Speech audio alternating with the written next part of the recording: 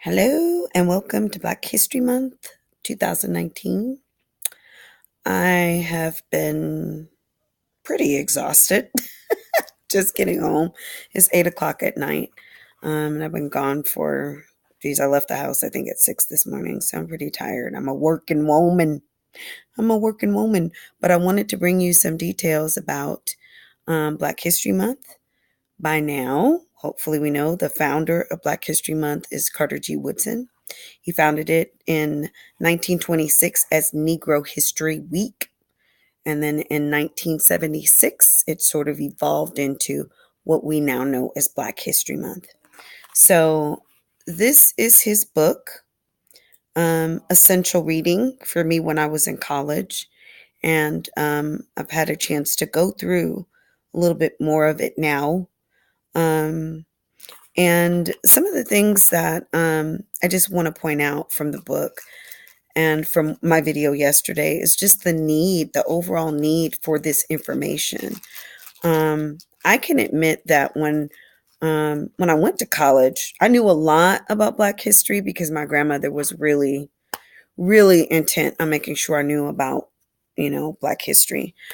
But when I got to college, I learned more about Black history because I was taking Pan African Studies classes and eventually got a Pan African Studies degree.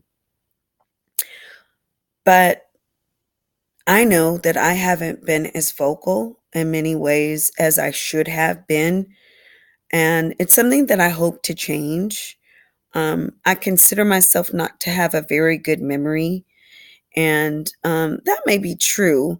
But I think from now on, what I'd like to do is invite people to take a journey. Things don't necessarily have to be a debate, but there is so much misinformation out there. And the sad thing is that negative images are not counteracted with accurate images and images of excellence.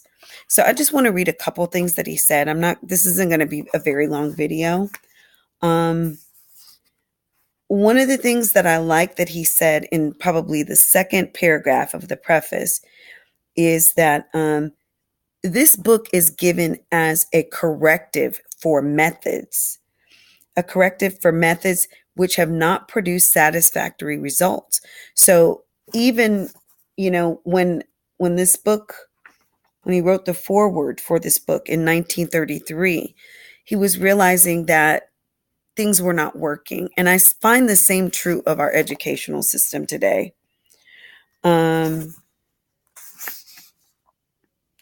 This quote is amazing.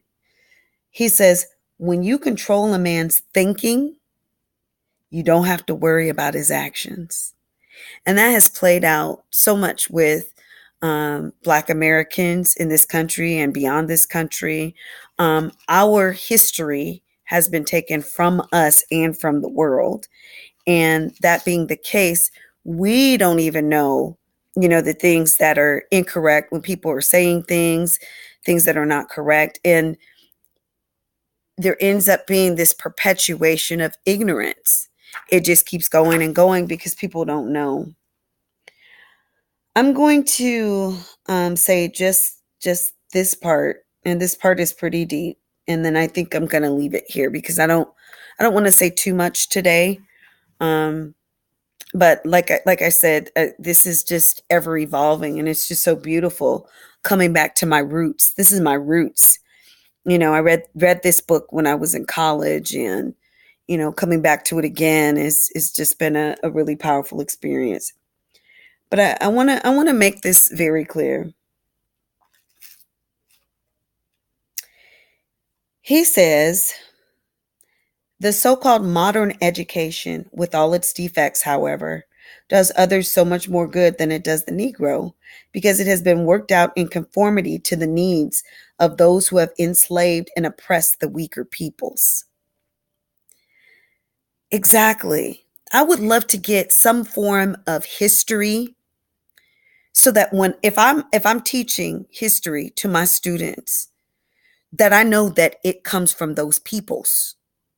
That the history that I'm imparting to my students, that it comes from people that lived in Ghana, or that it comes from people that lived in Malaysia, or from people that lived wherever. They deserve the right, God-given right, to tell their own story. I don't need a history book from anybody's perspective. What I need is to know the truth. And I think the only way we're going to get to the truth is by letting everybody tell their story.